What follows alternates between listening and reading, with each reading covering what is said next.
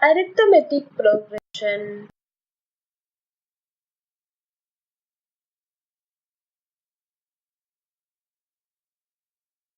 Find n in the equation 5 square into 5 raised to 4 into 5 raised to 6 into etc. into 5 raised to 2n equals to 0.008 whole raised to minus 30.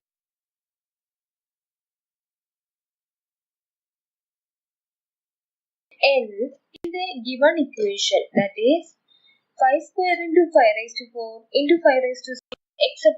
into 5 raised to 2n equals to 0.008 whole raised to minus 30.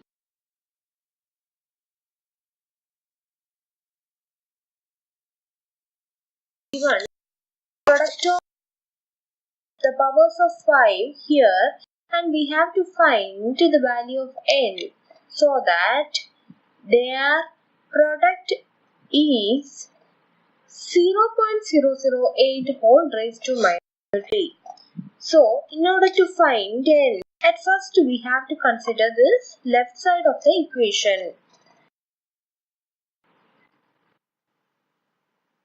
In order to find n, first consider 5 square into 5 raised to 4 into 5 raised to 6 into etc. into 5 raised to 2n. Okay, and we could see that is the left side of the equation is equal to 5 raised to 2 plus 4 plus 6 plus etc. plus 2n. Since we know the equation that which connecting the powers that a raised to m into a raised to n will give a raised to m plus n. Similarly, the powers of 5 can be rearranged as 5 raised to 2 plus 4 plus 6 plus etc. up to 2n as here. Now we have to solve this power part in order to proceed further.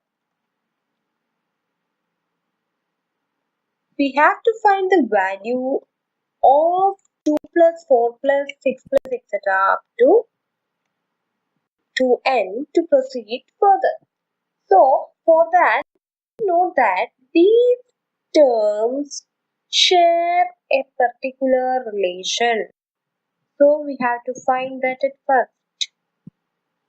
Here 2, 4, 6 etc. up to 2n are in NAP with common difference. First term a equal to 2 and the common difference d equal to 2 again. Okay, so we could see that these terms are in AP. So we can use the formula of AP to proceed the problem further. Okay, sum of n terms of an AP is given by Sn equal to n by 2 into a plus l, where a is the first term and the l is the last term.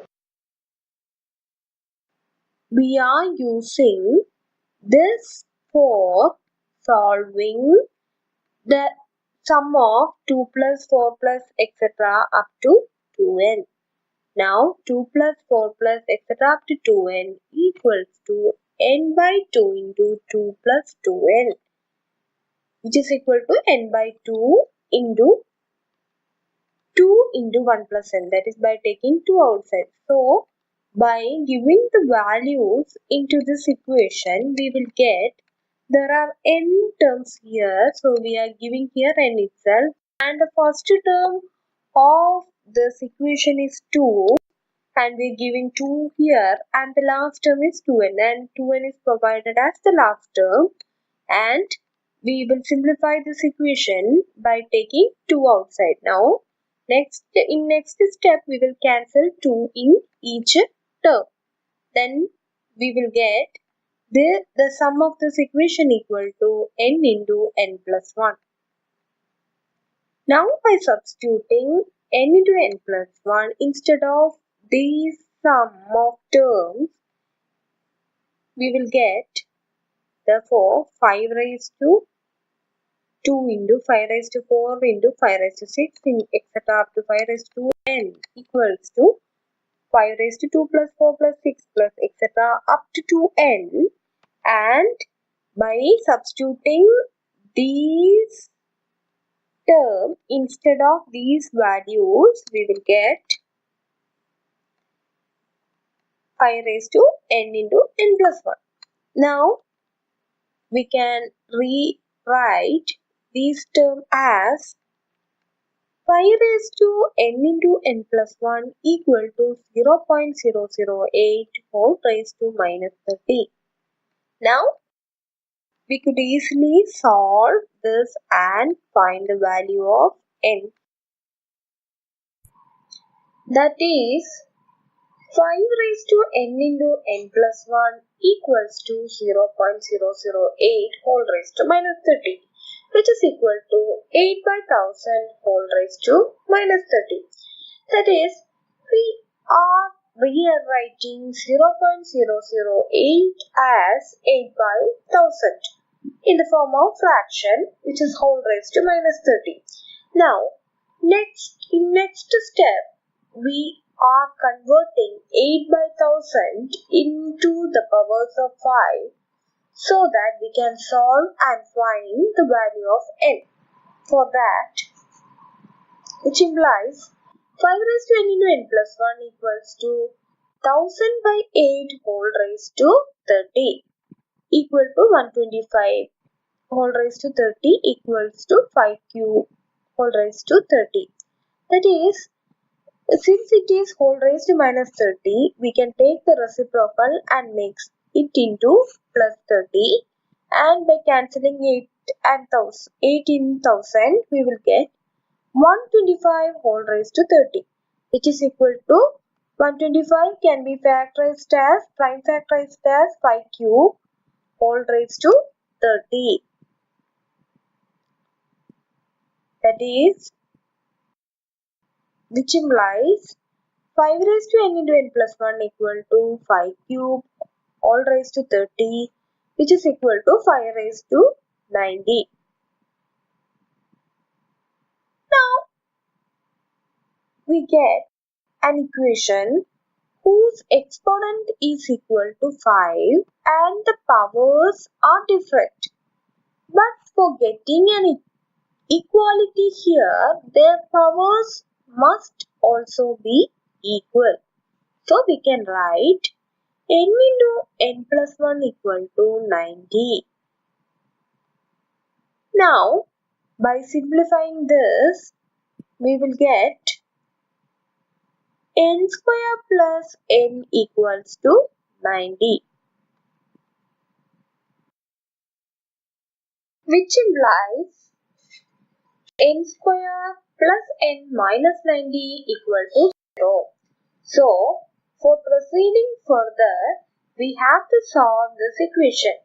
You could observe that this is a quadratic equation with the sum of the roots equal to 1 and the product of the roots equal to minus 90.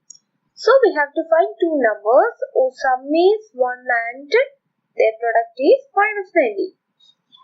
We could easily see that n minus 9 into n plus 10 equals to 0. Now, by using the formula, if a b equal to 0, either a equal to 0 or b equal to 0, we will get n equal to 9 or n equal to minus 10. So, we have two values and we are going to choose n equal to 9 because n equal to minus 10 not possible